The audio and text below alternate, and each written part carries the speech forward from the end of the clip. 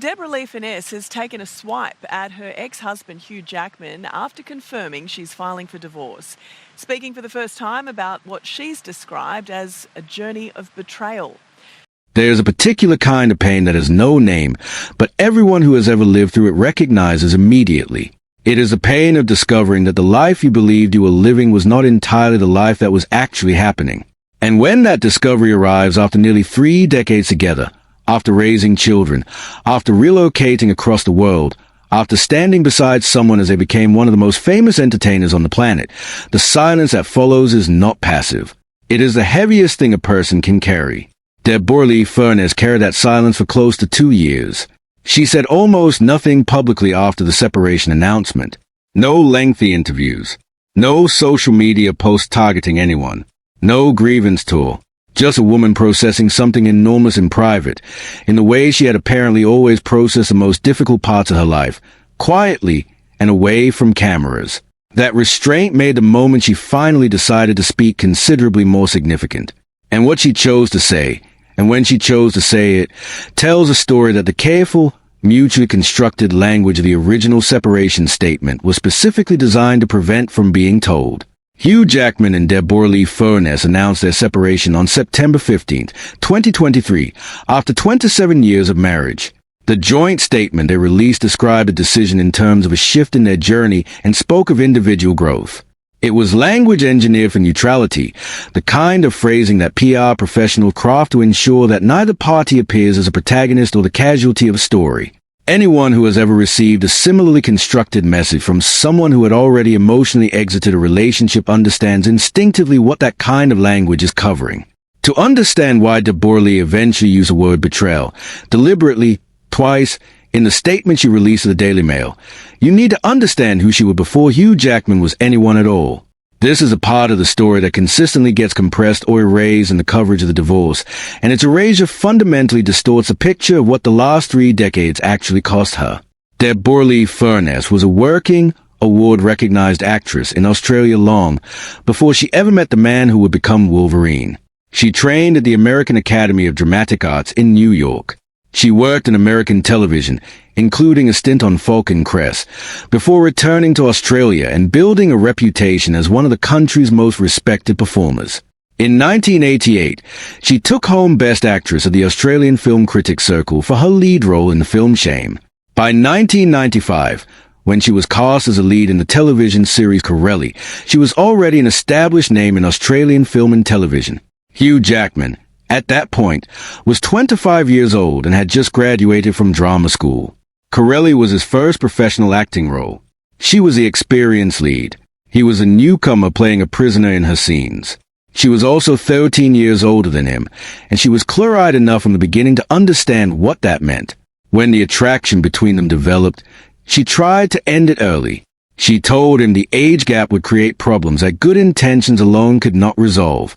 She had been in the industry long enough to know exactly what would be written and said about a woman in her position falling for a significantly younger man, and she was correct about all of it, because it was said and written for years. Hugh Jackman refused to accept her reasoning. He told her the age difference was irrelevant.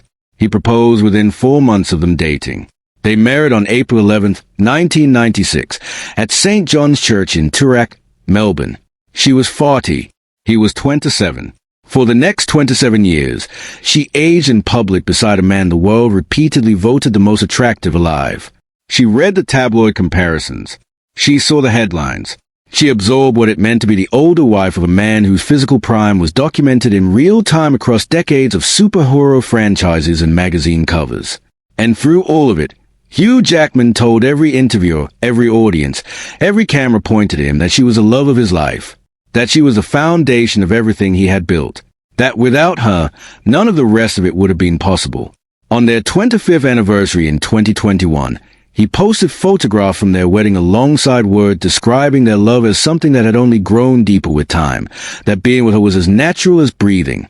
A woman reads those words, repeated consistently across a quarter century, and she organizes her life around them. She makes decisions she might not otherwise have made. She turns down opportunities that might have required a different kind of life. She relocates across the world because that is what the career of one of the biggest movie stars on the planet demands. She manages the school schedules and the household stability and the domestic architecture that allows someone else to focus entirely on becoming globally famous. She becomes, in the most practical and unglamorous sense, the person who makes it possible for the other person to do what they do. That is not a trivial contribution.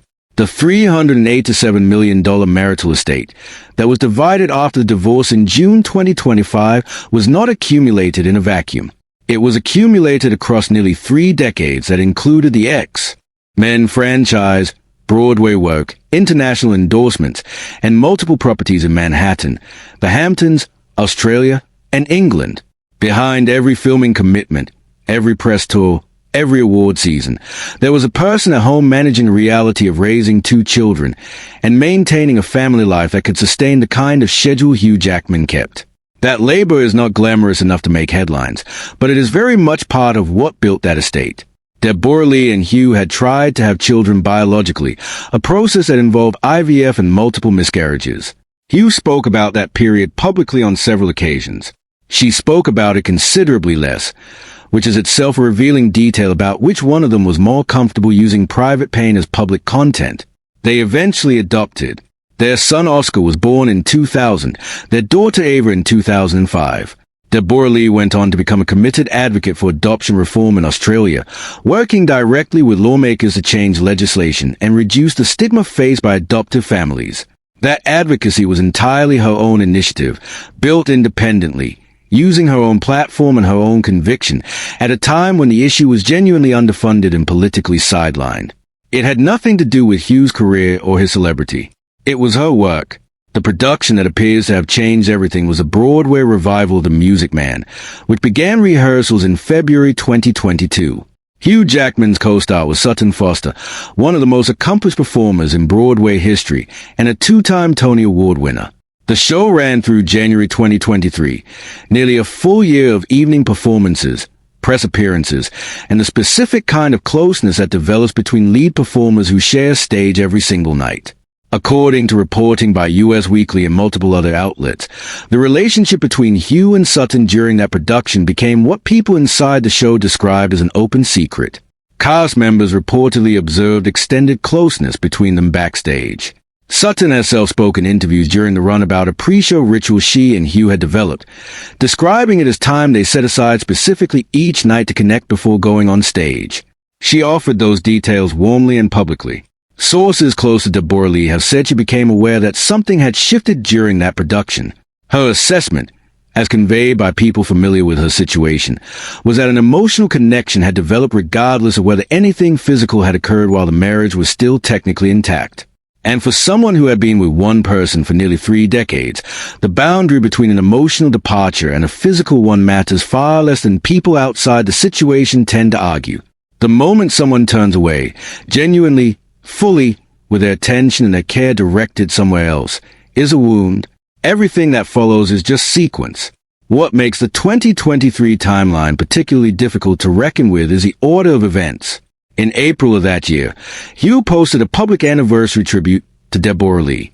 In May, they attended the Met Gala together, walking the carpet the way they had done for years, presenting the image that had become one of the most familiar in Hollywood.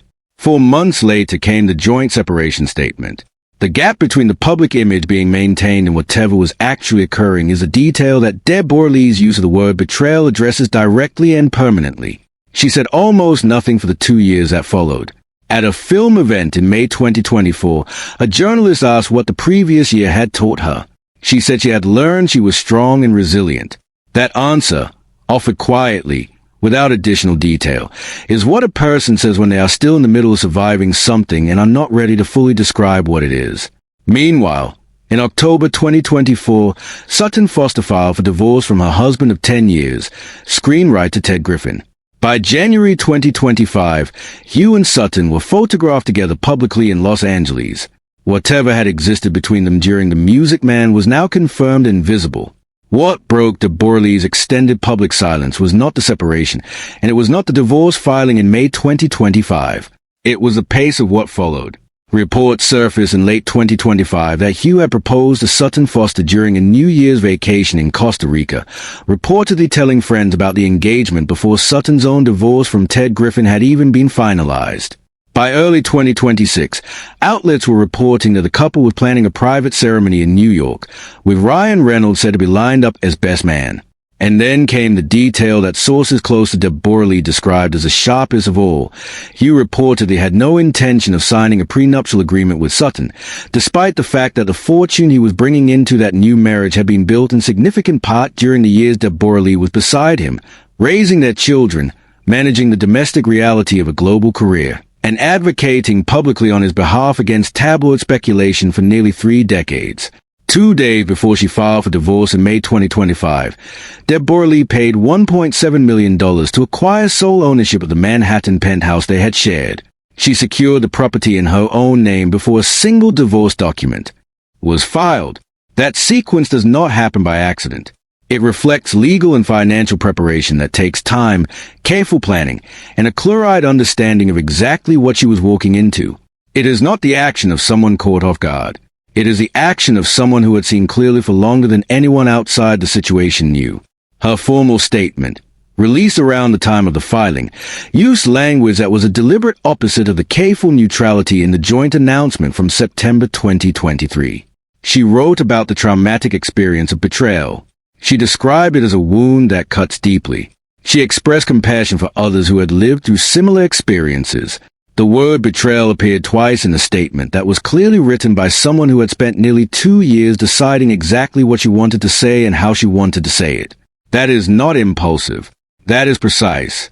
Reports have since emerged that Deborra-Lee has been in discussions with publishers about a memoir covering her marriage, the separation, and the period that followed. People familiar with the situation have described her as having kept detailed personal notes throughout the divorce period.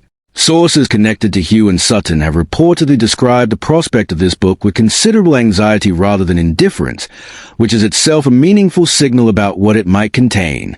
A woman who spent 27 years keeping the private details of her marriage private, who maintained near-total public silence for 2 years after the separation, and who chose her words with evident care when she finally did speak. That woman does not undertake a project like a memoir carelessly or without knowing exactly what she intends to put on the page. There is a particular irony in how this story ends, or at least in how this chapter of it closes. Deborra-Lee Furness was the one who tried to walk away at the beginning. She was 27 years older in her understanding of how these things tend to go, and she could see the risks clearly enough to try to protect herself from them. Hugh Jackman was the one who talked her out of it. He was the one who said the age gap was irrelevant. He was the one who proposed within 4 months. He was the one who, for a quarter century, told every camera and every audience that she was the foundation of everything, the person without whom none of it would have been possible. 27 years later, it was not the person who had been afraid to stay who left. That fact requires no additional commentary.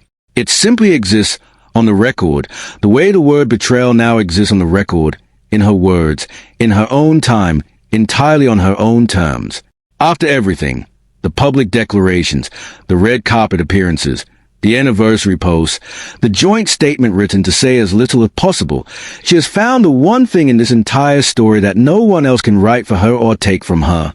That is her version, and she has clearly decided that it deserves to exist.